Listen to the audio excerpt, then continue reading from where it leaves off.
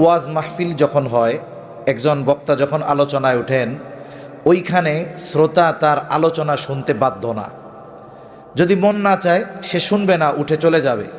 কিন্তু আলহামদুলিল্লাহ জুমার দিনের অবস্থা এরকম, খতিব যদি বোবাও হয়, কথার কথা আর কি, মানে উনি যা বলেন উনি নিজেও বুঝেন না, এইরকম খতিবও যদি হয়, মুসল্লিদের নামাজের জন্য ওনার ওই কথা শোনা লাগে। তার মানে কি, ওই সময় আমার আপনার অডিয়েন্স যারা, শ্রোতা যারা, এরা আমার কথা শুনতে বাধ্য, ভালো না লাগলেও শুনতে হবে।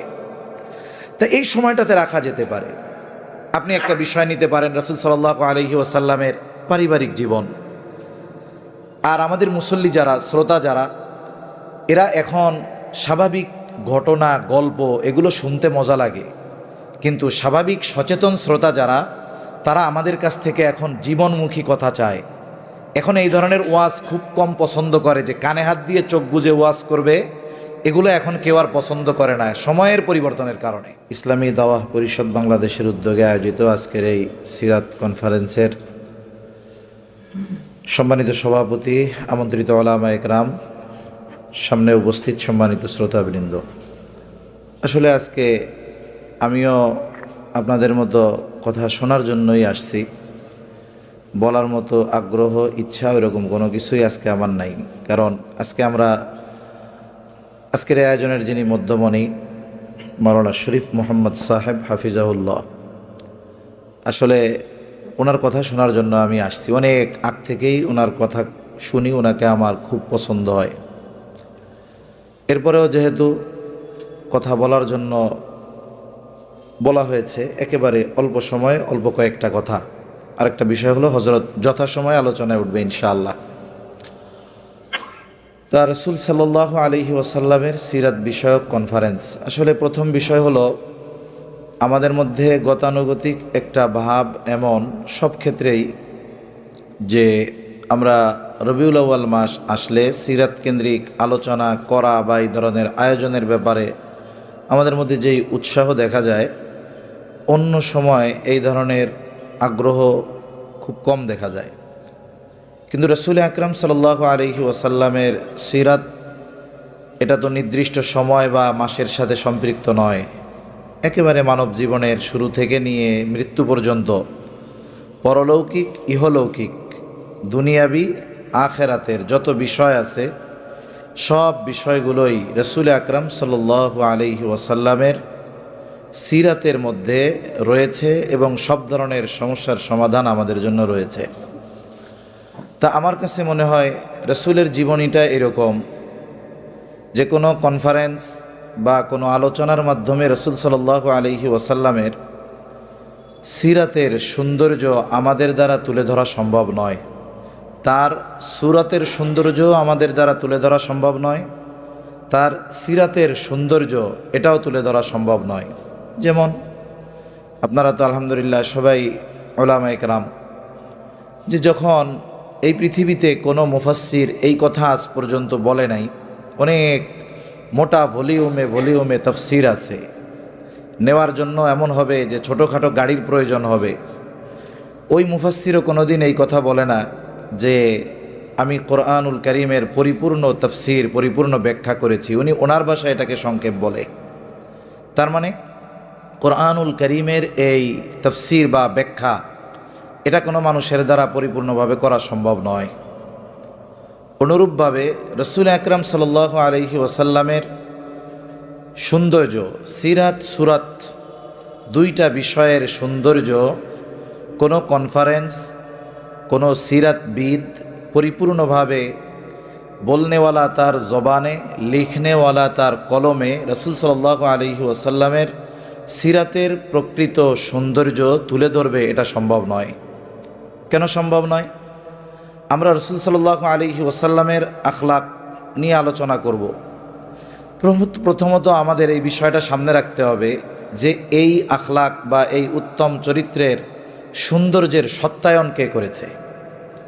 রাসূল সাল্লাল্লাহু আলাইহি ওয়াসাল্লামের এই উত্তম আখলাকের সত্যায়ন স্বয়ং করেছেন আল্লাহ সুবহানাহু ওয়া তাআলা।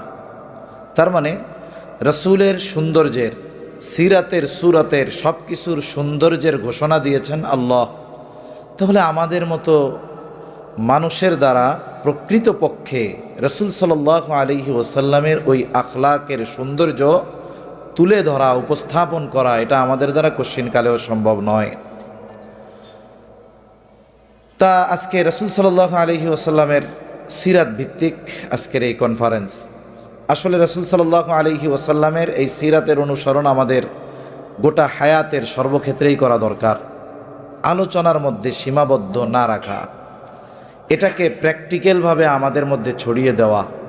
কারণ আজকে আমাদের যে কোনো ধরনের অধঃপতন, এটা রাষ্ট্রীয় বলেন, সামাজিক বলেন, পারিবারিক বলেন, সব ধরনের অধঃপতনের যত কারণ, এর মধ্যে অন্যতম কারণ হলো রাসূল সাল্লাল্লাহু আলাইহি ওয়াসাল্লামের আখলাক, রাসূল সাল্লাল্লাহু আলাইহি ওয়াসাল্লামের সিরাতের চর্চা না থাকার পাশাপাশি রাসূল সাল্লাল্লাহু আলাইহি ওয়াসাল্লামের সিরাতের অনুসরণ না থাকা অন্যতম কারণ।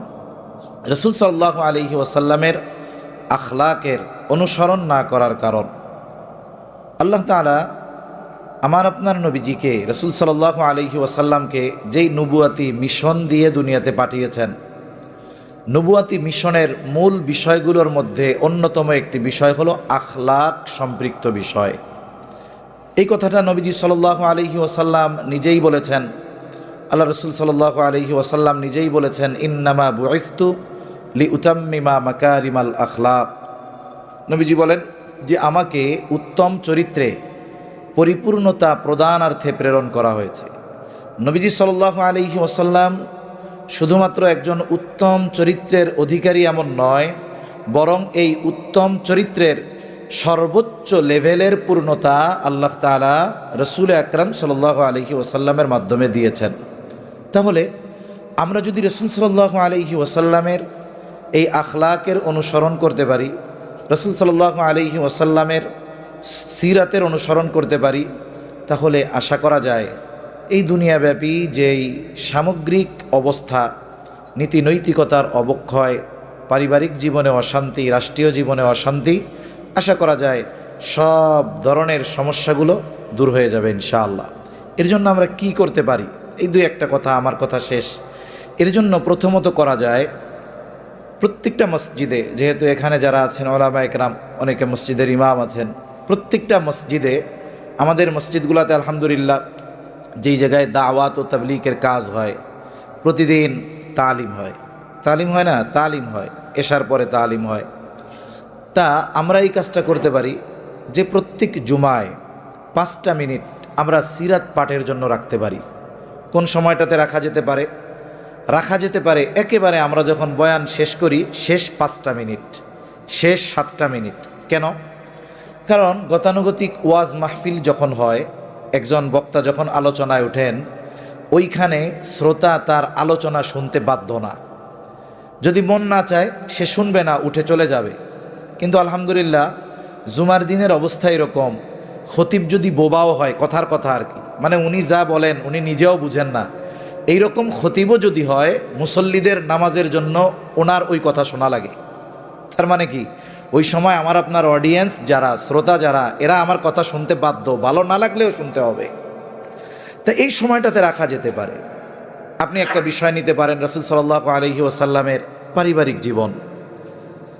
আর আমাদের মুসল্লি যারা, শ্রোতা যারা, এরা এখন স্বাভাবিক ঘটনা, গল্প, এগুলো শুনতে মজা লাগে, কিন্তু স্বাভাবিক সচেতন শ্রোতা যারা, তারা আমাদের কাছ থেকে এখন জীবনমুখী কথা চায়। এখন এই ধরনের ওয়াজ খুব কম পছন্দ করে, যে কানে হাত দিয়ে চোখ বুজে ওয়াজ করবে, এগুলো এখন কেউ আর পছন্দ করে না, সময়ের পরিবর্তনের কারণে। তা আপনি সিরাতের কিতাব থেকে, অনেক সিরাতের কিতাব আছে দেখলাম যে পার্ট বাই পার্ট আছে, এগুলো সিরাত পাঠের জন্যই করা, অনেক লম্বাও নয়, একেবারে ছোটও নয়, মূল বিষয়গুলো চলে আসে। যেমন একটা বই দেখার সুযোগ হয় নাই আমাদের, মাওলানা আতিকুল্লাহ সাহেবের একটা বই আছে, তারপরে দিনিয়াতের থেকে একটা সিরাতের কিতাব আছে। এগুলো থেকে আপনি আপনার ভাষায় যে কোনো একটা বিষয়কে সিরাতের অংশ হিসাবে মুসল্লিদের সামনে জুমার দিন 5টা মিনিট বলা যেতে পারে।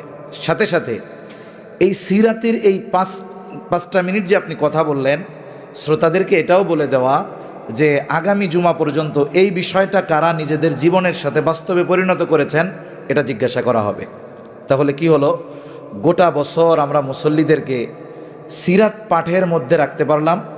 সাথে সাথে এটা শুধু পাঠ বলা আর শ্রবণের মধ্যে সীমাবদ্ধ থাকলো না, বরং এই বিষয়টা আমি আমার মুসল্লিদেরকে আমলে কর্মে পরিণত করে দিতে পারলাম। তাহলে কি হলো, গোটা বছর সিরাতের সাথে আমাদের একটা সম্পৃক্ততা থাকলো। সেজন্য আজকে আমি আর কোনো কথা বলবো না। তা এই কথাটাই আপনাদের উদ্দেশ্যে আমার নিবেদন যে আমাদের যেহেতু বলার মতো জায়গা আছে, সময়ও এমন, শ্রবণ করতেই হবে, তাহলে আমরা এই মিশনটা কাজে লাগাতে পারি যে আমাদের জুমার মসজিদে আমরা 5টা মিনিট জুমার দিন সিরাত পাঠের জন্য যদি রাখি, সাথে সাথে একটা সপ্তাহে ওই আমলের তদারকি করি, তাহলে আশা করা যায় অনেক মানুষের জীবনে রসুল আকরাম সাল্লাল্লাহু আলাইহি ওয়াসাল্লামের সিরাত শুধু পাঠ হবে না, অনেক মানুষ আল্লাহ রসুল সাল্লাল্লাহু আলাইহি ওয়াসাল্লামের সিরাতের বড় একটা অংশ তার জীবনে বাস্তবায়িত হবে। আল্লাহ সুবহানাহু ওয়া তাআলা আমাদের সবাইকে কথাগুলো বোঝার তৌফিক দান করেন, আমিন। ওয়া আখিরু দাওয়ানা আনিল হামদুলিল্লাহি রাব্বিল আলামিন। আসসালামু আলাইকুম ওয়া রাহমাতুল্লাহি ওয়া বারাকাতুহু।